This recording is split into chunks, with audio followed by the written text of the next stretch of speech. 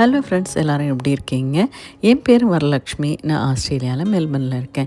இன்றைக்கி நான் வச்சிருக்கிற ஒரு சின்ன தோட்டமோ அது மட்டும் இல்லாத நான் வளர்த்துக்கிட்டு இருக்க ஒரு கருவேப்பிலை செடி, அது எப்படி தளன்னு நிறைய இலைகளோடு நல்லா பசுமையாக இருக்குது அப்படின்ற அந்த டிப்ஸையும் நான் இன்றைக்கி இந்த வீடியோவில் உங்களுக்கு ஷேர் பண்ணுறேன்.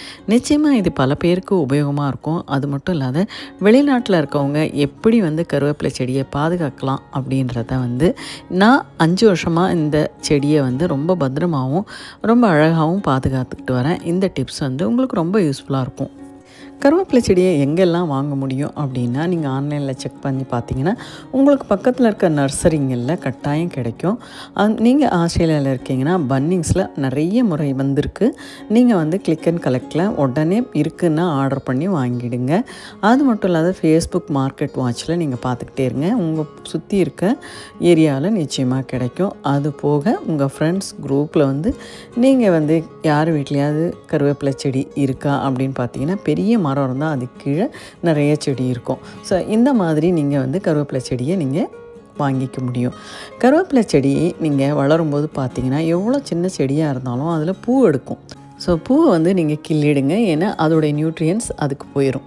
அடுத்தது பார்த்திங்கன்னா, சின்ன செடியாக நீங்கள் வாங்கியிருந்தீங்கன்னா இந்த மாதிரி கருவேப்பிலை எடுக்கும்போது அதுலேருந்து ஒரு இனுக்கு அப்படியே கையில் நீங்கள் இழுத்தீங்க அப்படின்னா செடியோடைய வேர் ஆடி போயிடும். ஸோ கருவேப்பிலை செடி நீங்கள் வாங்கும்போதே அந்த ஸ்டெம் நல்லா ப்ரௌன் கலராக இருக்க மாதிரி நல்லா திக்காக கொஞ்சம் ஒரு 2 அடிக்கு மேலே உயரமாக இருக்க செடியாகவே வாங்கிடுங்க. ஸோ அந்த மாதிரி ஒரே ஒரு இலையாக நீங்கள் இழுத்தீங்க அப்படின்னு சொன்னால் செடியோட வேர் ஆடி போயிடும். அதே மாதிரி கருவேப்பிலையை செடியிலேருந்தே அப்படியே உருவக்கூடாது. ஸோ இந்த மாதிரிலாம் பண்ணுறதுனால செடிக்கு பாதிப்பு தான். அதனால் நீங்கள் சிசர் வச்சு ஒரு இனுக்கு அப்படியே நீங்கள் கட் பண்ணி எடுத்துக்கிட்டீங்க அப்படின்னா அதை சுற்றி நிறைய மழை விட்டு நிறைய கிளைகளும் வர ஆரம்பிச்சிடும். நமக்கு கருவேப்பிலையும் நிறைய கிடைக்கும். நான் இந்த செடி வாங்கிட்டு வரும்போது ஒரே ஒரு குச்சி தாங்க இருந்தது. இந்த மாதிரி கணுவாக கட் பண்ணி விட்டதுனால பார்த்திங்கன்னா இப்போ செடி தளன்னு நிறைய கிளைகள் எடுத்து நிறைய கருவேப்பிலையும் எனக்கு கிடைக்கிது. இந்த மாதிரி தான் நீங்கள் கருவேப்பிலையை கட் பண்ணணும். இங்கே பாருங்கள் எத்தனை கிளைகள் வந்திருக்கு பாருங்களேன். ஸோ இந்த மாதிரி நிறைய அந்த ஒரு இடத்த நம்ம கட் பண்ணும்போது நமக்கு பல கிளைகள் வரும். அதில் நிறைய கருவேப்பிலையும் இருந்துடும்.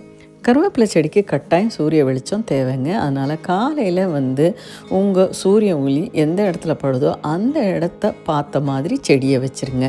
ஸோ தட் காலையில் சூரிய ஒளி படும்போது செடி நல்லா வளரும். செடியில் லேசாக பூச்சி ஏதாவது இருக்க மாதிரி தெரிஞ்சதுன்னு சொன்னால் நீங்கள் தமிழ் மளிகை கடையில் இந்த வேப்ப எண்ணெய்ன்னு சொல்லுவாங்க, அது வாங்கிட்டு கொஞ்சம் கலந்து அப்படியே லைட்டாக ஸ்ப்ரிங்கிள் பண்ணிவிடுங்க. அது பார்த்திங்கன்னா அந்த பூச்சியெல்லாம் தானாகவே செத்து போயிடும். நீங்கள் கருவேப்பிலை செடிக்கு நல்ல ஆரோக்கியமான உணவு ஒன்று கொடுக்கணும் அப்படின்னு சொன்னால் அது மோர் தாங்க. ஸோ 2 ஸ்பூன் தயிர் எடுத்துக்கோங்க. அதை நல்லா தண்ணியில் நல்லா கலக்கிட்டு அதை கொண்டு போய் செடிக்கு ஊற்றிடுங்க. இது நாங்கள் யூஸ் பண்ண யோகட் டப்பா, அதில் கொஞ்சமாக ஒட்டிக்கிட்டு இருக்கு பார்த்திங்களா, அந்த தயிரே நல்லா தண்ணி ஊற்றி கலக்கி நான் ஊற்றிடுவேன். இது வாரத்தில் 1 நாள் இல்லை 2 நாள் ஊற்றினா போதுங்க. ஸோ தயிராக ஊற்றக்கூடாது, மோராக தான் ஊற்றணும். வாரத்தில் 2 நாள், அதாவது ஒரு கப்பு மாதிரி வர மாதிரி ஒரு 2 நாள் நீங்கள் ஊற்றுனீங்கன்னா போதும். நல்லா வேரில் மெதுவாக ஊற்றுனீங்க அப்படின்னு சொன்னால் ஸோ இந்த மோர் இந்த செடி வளர்கிறதுக்கு ரொம்ப உதவியாக இருக்குங்க. நீங்கள் வெளிநாட்டில் இருக்கீங்க அப்படின்போது வின்டர் டைமில் இந்த கருவேப்பிலை செடியோடைய இலைகள்லாம் மஞ்சள் நிறமாக மாறி கீழே கொட்டிடும். அதை பார்த்து நீங்கள் பயப்பட தேவையில்லை. மறுபடியும் ஸ்ப்ரிங்கு சம்மர் வரும்போது வளர ஆரம்பிச்சிருங்க. ஸோ நீங்கள் கருவேப்பிலை செடி வாங்கும்போதே கொஞ்சம் பெரிய சைஸ்லேயே வாங்கிடுங்க. அதுதான் எல்லா கிளைமேட்டிக் கண்டிஷனுக்கும் தாங்கி வளரும். நான் இந்த மாதிரி முட்டை ஓடெல்லாம் சேகரித்து வச்சுருப்பேங்க இந்த செடிக்கு போடுறதுக்காக. அதுலேருந்து நீங்கள் கையில் ஒரு க்ளவுஸ் போட்டுட்டு இந்த மாதிரி ஒரு 4-5 ஓடு எடுத்துக்கோங்க. ஒரு கவரில் போட்டு நல்லா மாவு மாதிரி பொடியாக்கிடுங்க. அது செடிக்கு மேலோடு தூவி விடுங்க. இது ஒரு நல்ல ஃபெர்டிலைசர். செடி தினமும் உங்கள் கண் பார்வையில் நேராக பார்க்குற மாதிரி வச்சுக்கோங்க. இந்த வீடியோ உங்களுக்கு பிடிச்சிருந்தா கட்டாயம் ஒரு லைக்கு, கமெண்ட்டு, சப்ஸ்கிரைப் பண்ணுங்கள்.